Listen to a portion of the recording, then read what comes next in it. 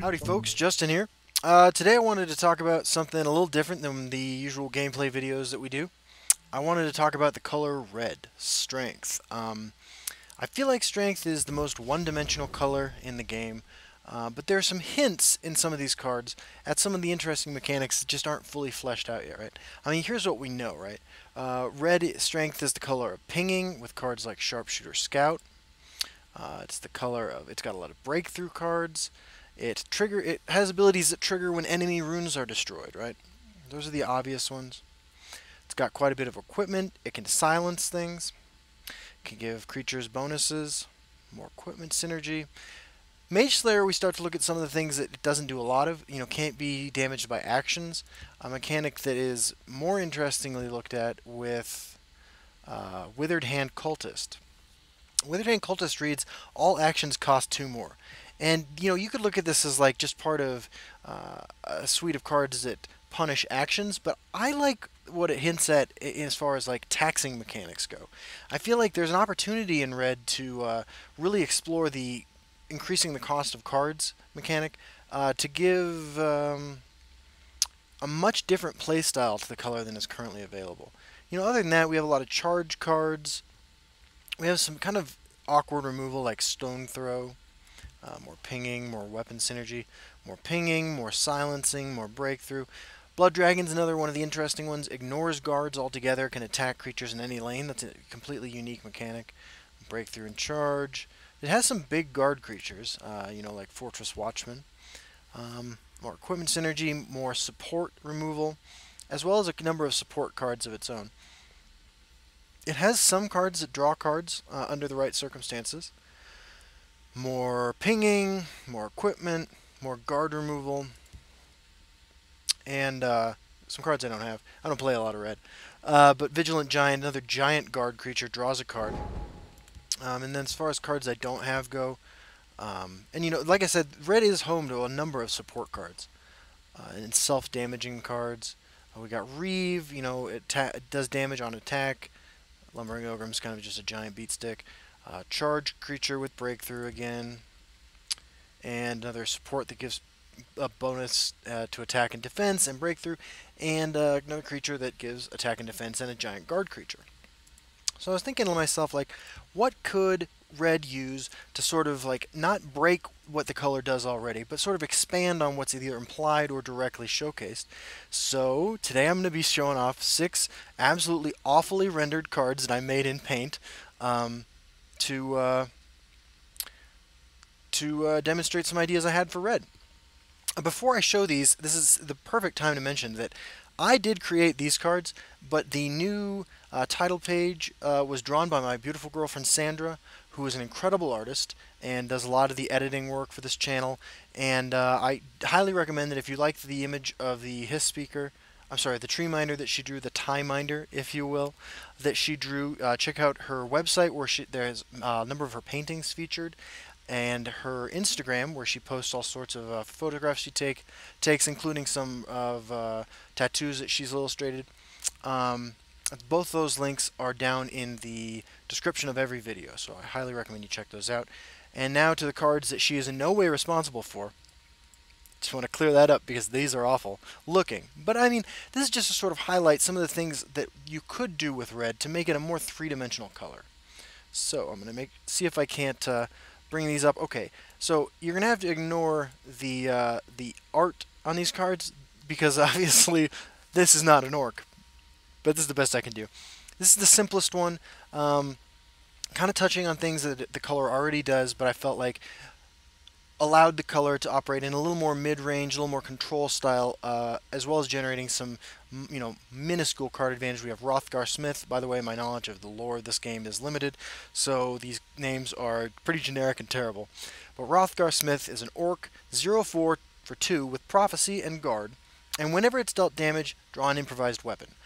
Red has cards that trigger on taking damage, like um, I know there's a 3-drop, like Fearless Northlander, who is underneath this right here. Fearless Northlander. Um, it has guard creatures, a number of them actually, and it has some weak prophecy creatures. But I thought this was an interesting way to both push orcs further into mid-range, as well as give a kind of interesting weapon synergy. I think this hits a lot of the marks that Red already does pretty seriously, and offers a prophecy that you're not ashamed to run in a slower deck. So this is the first card I'm looking at today. We're going to go ahead remove that, and now we're going to bring up the next card. I don't know what order these are in, so okay. I really like the idea that Red works with these taxing mechanics, like I said, as well as, we're going to go ahead and cover up Cast Out since that's the art we used for this, as well as I wanted it to be a color that, along with yellow, utilized a variety of support cards, because it does use support cards, and a lot of these see more play than a lot of other color support cards. So I created War Weariness here. It's a 3-drop support card. All creatures cost 1 more. This plays into the taxing mechanic, and not overpowered, but certainly enough to screw up your opponent's curve and do some interesting things in the hands of a certain kind of player. And at the start of your turn, deal 1 damage to a creature or player. This would be targeted. You could choose. I feel like this is a pretty powerful effect. The two synergize, pretty well together. Making it sort of scorched earth for against aggro decks, slowing them down a little bit. And obviously, in multiples, this can really slow down your opponent's tempo. This is more of a tempo card than a control card, but I like the idea that Red is doing interesting things with support cards. I like the idea that Red is taxing things, and I thought this was a pretty interesting way to highlight both of those abilities in a card that would be playable and doesn't cost too much. So that is War Weariness. Let's go ahead and get that out of the way and get to our next card. The next card I thought might spice up what this color is doing. Another support card, Growing Resentment. This card's a little convoluted, so let me walk you through it. 2 cost for a support card. You want to drop this card early in the game, and it says whenever one of your runes is broken, add a counter to Growing Resentment. And you can activate it to deal 1 damage to each enemy creature and player for each counter on Growing Resentment, and then you destroy Growing Resentment. This is sort of the opposite of Burn and Pillage, but it plays off those kinds of ideas, plays off the rune breaking mechanic, and it synergizes with the self-damaging cards that Red already has. And I thought it was an interesting kind of reverse Ice Storm, reverse board sweep, reverse Burn and Pillage, basically, for a control deck that could drop one of these early, take a few hits, and then use this to wipe the board, create some interesting tension with your opponent. How many creatures do you play into it? When are they going to pop it? And its power level is sort of mitigated by the fact that after turn 2, 3, or 4, this card gets considerably weaker. But you could also play it in a sort of suicide red deck where you are constantly doing damage to yourself with cards like Blighted Elite and the Gladiator's Arena. Let me pull that card up real quick. That do damage to you. To just basically do something new and interesting with the color. And again, it's another support card. I have one more card that I'm going to show that synergizes with support cards to try to tie this theme together. But I like that this card is pretty flexible. It does things the color already does, but opens up some new avenues of thinking as well. So let's go ahead and get rid of this. We got 3 cards left. We're going to bring this next one up. Grok. Now, Grok, when I was trying to find the name of a giant that was a named giant in the Elder Scrolls universe, I found Grok. Grok is an 11-drop, and I created a giant creature like this, a unique legendary, because I wanted Red to have something you could ramp into for those Hrothgar Forge decks that are looking to ramp in general. I thought that those decks need more payoff, and it opens up a ramp strategy when paired with Endurance that currently doesn't really have a lot of good payoff in Red. So we got Grok, and I got some of these rule-making mechanics that I'm really interested in pursuing in Red, on top of the fact that it's a 10/10 for 11. But it says Prophecies can't trigger, and I know that's huge, But I think this plays pretty well into the taxing mechanic that red already has. I think at 11, what this card does that, kind of like what Iron Atronach does, is just stabilize the board really, really well. And I wanted red to have a card like this, and I feel like this is all in line with things this color already does. It says cards cost 12. So not only does it stabilize you as far as you're not triggering your opponent's prophecies when you're trying to claw back into the game, you also are limiting each player to one spell a turn, which is a sort of rule-making mechanics that I really find interesting. That's hinted at the taxing cards that red already has. And when Grok attacks, return another creature to its owner's hand. So this card is not unbeatable, but it exploits the bouncing creatures to the hand mechanic that it already is around. There is an out for your opponent here. I mean, it can't bounce itself, but if your opponent doesn't have any creatures on board, this trigger happens. You must return one of your own creatures to your hand if you have one available. And it's just a massive creature. And I thought it was an interesting way to give red a unique legendary that they could ramp into something gigantic, a giant in this case, and also, test the waters for cards that really set new rules for the game by making things cost 12 in this case and not triggering prophecies. Seems like it's on par with Iron Atronach, which is what I was basically going for here. So we'll go ahead and remove Grok. We got two more cards that I wanted to just talk about briefly. We have At Any Cost, an action. And this kind of ties into what I was talking about with the support synergy that I really want to see pursued more in red, since there are so many playable supports in red already. Sacrifice a support to choose one. So this is like Cruel Firebloom, where to cast it you sacrifice a creature. To cast At Any Cost you have to sacrifice a support card. And then you get to either destroy a support, which is something that red already does, or put a 2/3 Battle Rage Orc with charge onto the game board. That's this guy right here.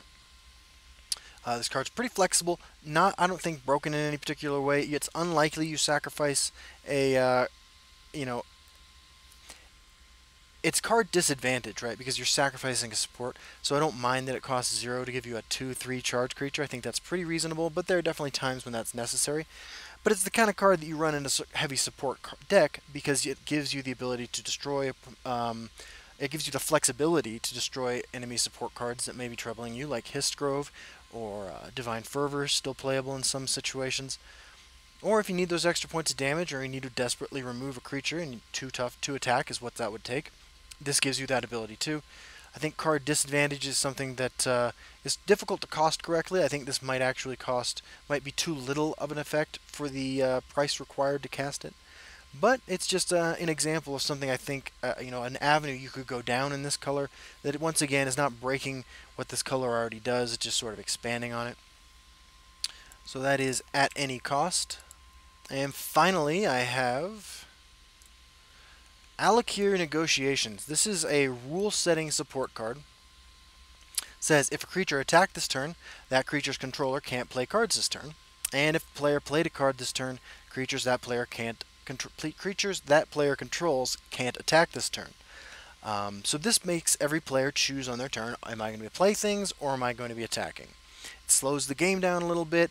It sets some interesting tension for each player in terms of what they want to do to advance their position. It's possible that this could be exploited in an aggro deck. Just drop this down turn 4 and try to keep your opponent from very gracefully dealing with your board. And I'm concerned with that, although I feel like that would be not unreasonable. I think that 4 is a pretty appropriate cost for this effect. And I like, again, I like the tension that it creates. I think this could make for some interesting decisions. And I just thought it was an interesting rule that you could create. I think that red getting the ability to change the rules of the game with certain cards would be a really great way to open up the color to all sorts of control strategies, combo strategies, mid-range strategies, things it's just not doing right now. So that's Alakir Negotiations. It's got a Fireball, and I think this is an Alakir guy. I'm not sure, but I hope it is. And yeah, so that was 6 cards. that I came up with that I thought might expand on what red already does, and maybe get some creative juices flowing for all of you. I'd love to see what everybody else wants to do with red. You know, if you have any ideas for new red cards, go ahead and post them in the comments on the YouTube page or on Reddit. Um, we are about 90 subscribers away right now from hitting 2,000, and I've got something special planned for the 2,000 subscriber celebration. But if we manage to hit 2,500 subscribers sometime in the next month or two, we'll be doing a Q&A video like we did for 1,500 subscribers. So stay on the lookout. Around 230, I'm sorry, 2,300 subscribers. If we hit that, we'll be doing something like that. I'll open up the field for questions.